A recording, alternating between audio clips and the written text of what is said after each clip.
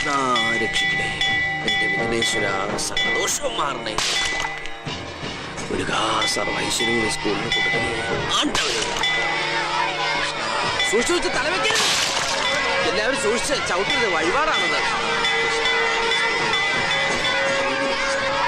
സദാനന്ദ മാഷല്ലേ? അതെ. പുള്ളിക്ക് എന്താ പറ്റിയത്? കിട്ടിയവര് കിട്ടാത്തവർക്ക് കൊടുക്ക, സരസ്വതി ദേവിയുടെ പ്രസാദാണത്. മാഷ് എന്തായി കാണിക്കുന്നത്? ഒരു ചെറിയ പൂജ അഷ്ടദിക്പാലർക്ക് വേണ്ടിട്ടാ. അതിനെന്തിനാണോ മണിയടിച്ച്? ദൈവ സാന്നിധ്യത്തിന് മണിനാഥം. ഒരു സ്കൂളിന്റെ മണിയടിച്ചാണോ പൂജ കളിക്കുന്നത്? വേണ്ട വേണ്ട, അവര് പെറുക്കട്ടെ പെറുക്കട്ടെ. പിന്നീട് അവർ ഭാവിയിൽ വലിയ പെറുക്കികളാവും. നീ ഒരു കൊണ്ടുപോടാ. ചമ്മന്തി അരക്കാനാരും വീട്ടിൽ കൊണ്ടുപോകരുതേ.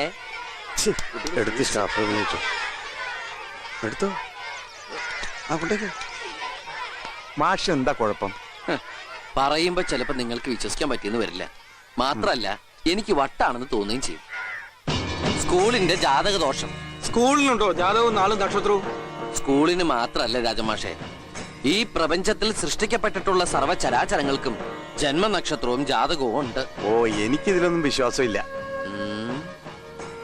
യേശുക്രിസ്തു ജനിച്ചത് കിഴക്കുതിച്ച നക്ഷത്രം നോക്കിയാണ് അറിഞ്ഞതെന്ന് ബൈബിളിൽ പറഞ്ഞത് മാഷ് വിശ്വസിക്കുന്നുണ്ടോ? വിശ്വസിക്കുന്നുണ്ട്. എങ്കിൽ ഇതും വിശ്വസിക്കണം. ഇപ്പോ ഈ സ്കൂളിന്റെ കാര്യം തന്നെ എടുക്കാം. ലാഭകരമല്ലാത്തോണ്ട് സ്കൂള് പൂട്ടാൻ പോണെന്നല്ലേ സർക്കാർ പറയണത്. എന്നാൽ അതല്ല, ഈ സ്കൂളിന്റെ ദർശനം തെക്കോട്ടാ. വാസ്തുശാസ്ത്ര പ്രകാരം സരസ്വതി ക്ഷേത്രത്തിന്റെ ദർശനം തെക്കോട്ട് പാടില്ലെന്നാ. എവിടെ ഈശ്വരാ പല്ലി? ചിലക്കിന് കേട്ടില്ലേ സത്യം? ചിരിച്ചോളൂ, ഇതാണ് നമ്മുടെ ദോഷം. ഭൂമി ഉരുണ്ടതാണെന്ന് സാർ ഫെർഡിനൻഡ് മഗലൻ പറഞ്ഞപ്പോഴും അന്ന് ഞാൻ ആളുകളുടെ മൊത്തം ഇതേ ചിരിയാ കണ്ടത്. മാഷേ, ഇതാ പ്രസാദം, എല്ലാവർക്കും കൊടുക്ക. ദോഷം അങ്ങോട്ട് മാറട്ടെ, സ്കൂൾ ഇനി പൂട്ടണ്ട. പിന്നെ സ്കൂളിന്റെ ദോഷത്തിനുള്ള പരിഹാര കർമ്മങ്ങളൊക്കെ ഞാൻ തുടങ്ങിയിട്ടുണ്ട്. 7 ദിവസം കൂടി ഇതുപോലെ മണിയടിയും തേങ്ങോടക്കലൊക്കെ ഉണ്ടാവും. തേങ്ങോടച്ചോ മൂത്ത് നോക്കി ഉടക്കണം. ആയിക്കോട്ടെ. പിന്നെ കുറച്ച് കാര്യങ്ങളൊക്കെ മാഷും കൂടി ചെയ്യേണ്ടി വരും. ഹെഡ് മാഷല്ലേ, ഒരു ശയന പ്രദർശനം ആയിക്കോട്ടെ. സ്കൂളിന് ചുറ്റുവാ കർത്താവ് 2.5 ഏക്കറാണ്.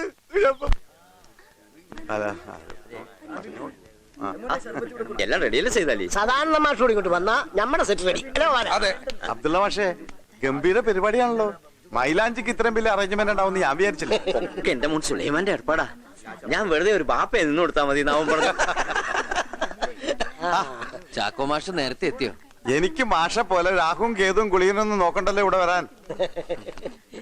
അല്ല, സുലൈമാൻ എവിടെ മാഷേ? അവൻ ബൈക്കും കൊണ്ട് സിറ്റിയിൽ പോയിരിക്കാണ്, ഏതാണ്ടൊക്കെ മേടിക്കാൻ. ഓനാണല്ലോ ഇതൊക്കെ ഏർപ്പാടാക്കിയിരിക്കുന്നത്. അത് വേണ്ടായിരുന്നു, വേറെ ആരെങ്കിലും പറഞ്ഞുകൂടായിരുന്നില്ലേ? രാത്രിയില് വാഹനയാത്ര. മാഷിങ്ങോട്ട് വന്നേ, നമുക്ക് നമ്മുടെ സെറ്റ് റെഡിയാക്കാം. വെറുതെ ആളെ പേടിപ്പിക്കാൻ. ഏയ്, വീട്ടിലൊരു വിശേഷം ഉണ്ടാവുമ്പോ പ്രധാനപ്പെട്ട ആരും അസമയത്ത് പുറത്തു പോരുന്നൊരു പ്രമാണമുണ്ട്. സാധാരണ മാഷ അത് വെച്ച് പറഞ്ഞേ ഉള്ളൂ. അത് വിട്ടേക്ക്.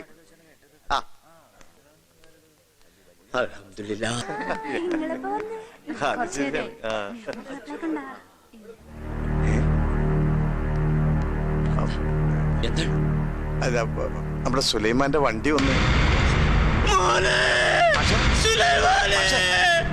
എന്റെ മനസ്സിൽ അപ്പൊ തോന്നിയത് ഞാൻ പറഞ്ഞെന്നുള്ളൂ.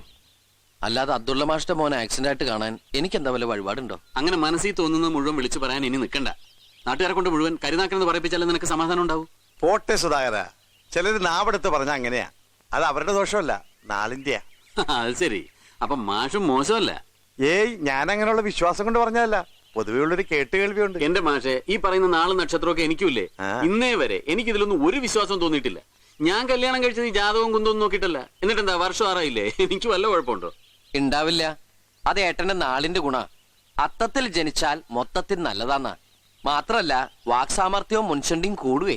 ഞാൻ ഒരൊറ്റ പെടവെച്ചെന്നാലുണ്ടല്ലോ. ദാ പറഞ്ഞു തീർന്നില്ല, മുൻചുണ്ടി അടങ്ങ. എടാ, ഞാൻ അറിയാഞ്ഞിട്ട് ചോദിക്കുക, നീ എന്റെ അനിയനാണോ അതോ അച്ഛനാണോ? കഴിഞ്ഞതൊക്കെ കഴിഞ്ഞു, ഇനി അതിനെപ്പറ്റി പറഞ്ഞോണ്ടിരുന്നിട്ട് എന്താ കാര്യം? മാഷന് ഇവൻ പറഞ്ഞ പെൺകുട്ടിയെ പറ്റി എന്താ അഭിപ്രായം? നല്ല ഐശ്വര്യമുള്ള കുട്ടിയാ, പേര് സുമംഗല.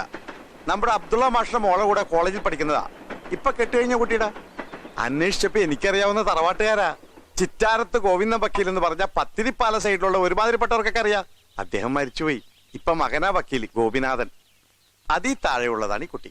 എന്തായാലും ഇനി വെച്ച് താമസിപ്പിക്കണ്ട. മാത്രമല്ല ഇവന്റെ ശാസ്ത്രപ്രകാരം വന്നെത്തിയ കുട്ടിയല്ലേ. ഈ ഗോപിനാഥനെ കണ്ട് ഞാൻ സംസാരിച്ചു. നാളെ കാലത്ത് അങ്ങോട്ട് ചെല്ലാന്ന് പറഞ്ഞിരിക്കുക. ആ, 2ാം ശനിയാഴ്ച ആയതുകൊണ്ട് സ്കൂളും അവധിയാ. അല്ല, ഈ രണ്ടാം ശനിയാഴ്ച എന്ന് പറയുമ്പോ സെക്കൻഡ് സാറ്റർഡേ. അതെ, പക്ഷേ നാളെ എന്ന് പറയുമ്പോ എനിക്കൊരു ഇത്തിരി പ്രശ്നമുണ്ട്. ഈ ബാങ്കിൽ ഓഡിറ്റിംഗാ. ഞാൻ വരായിരുന്നു. ആ. പക്ഷെ എനിക്ക് സമയമില്ല. തൽക്കാലം ചാക്കോ മാഷൻ സദാനന്ദൻ കൂടെ പോയി കണ്ടിട്ട് വരട്ടെ.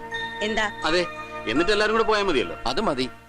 എല്ലാവരും കൂടി പോകുന്നതിന് മുമ്പ് പണിക്കരെ കൊണ്ട് ജാതകമൊക്കെ ഒന്ന് ഒത്തു നോക്കിച്ചിട്ട് അല്ലേ? എന്നാ പിന്നെ ഞാൻ ഇറങ്ങട്ടെ. നാളെ 9 മണിക്ക് സീതാലിക്കയുടെ കടയിൽ കാണാം. മാഷി ജംഗ്ഷനിലേക്കല്ലേ? ആ. ഞാൻ വിടാം. ആ പോട്ടെ. ഈശ്വര, ഏ? ഇതെങ്കിലും ഒന്ന് നടന്നാ മതിയായിരുന്നു. പറഞ്ഞു കേട്ടിടത്തോളം ഇതൊരു നല്ല ബന്ധമായിട്ടാണ് എനിക്ക് തോന്നുന്നത്. ഇനി ആ പെൺകുട്ടിയുടെ ജാതകം നോക്കുമ്പോ വല്ല ചൊവ്വാദോഷവും മണ്ണാങ്കട്ടയോ ഉണ്ടെന്ന് ആ പണിക്കര് പറഞ്ഞ പിന്നെ അത് മതി അവന്. അതൊക്കെ ഞാൻ ഏറ്റ്. തലക്ക് മീതെ വെള്ളം വന്ന അതുക്ക് മേലെ തോണി എന്നുള്ള മട്ടുകാരനെ ഗോപിനാഥൻ. മാഷി കയറ്. ശനിയാഴ്ച വരുമ്പോ നീ എന്താ കണക്ക് കൂട്ടണേ? അല്ല, രാവിലെ 9:30 ചാക്കോമാഷ് പറഞ്ഞു. അതെ. പക്ഷേ 9 മണിക്ക് രാഹു തുടങ്ങും. അതിനെന്താ കാലത്തെ ഇവിടുന്ന് 8:30 മണിക്ക് ഇറങ്ങിയാ പോരെ? പക്ഷെ ഇറങ്ങാൻ നേരത്ത് വല്ല കാക്കയെ പൂച്ചാണ് കണിയെങ്കിൽ അതിന് നീ വിഷമിക്കണ്ട, ഞാൻ വരാവിടാ. കാലത്തെ നീ കുളിച്ച് കുറിയിട്ട് വരുമ്പോ ഞാൻ ദേ ഈ പൂമുഖത്തുണ്ടാകും, ദേ ഇങ്ങനെ. അതെന്താ എന്നെ കണി കണ്ടാ കൊള്ളൂല്ലേ? കൊള്ളും. പക്ഷെ എങ്ങനെ കൊള്ളും, എവിടുന്ന് കൊള്ളും, എത്ര കൊള്ളും എന്നുള്ള കാര്യത്തിൽ മാത്രമേ സംശയമുള്ളൂ. എന്നാ നീ പോയി ആ വിഷുക്കണി ഞാനൂലെ വിളിച്ചോണ്ട് വാ. അല്ല പിന്നെ വിഷുക്കണി ജാനു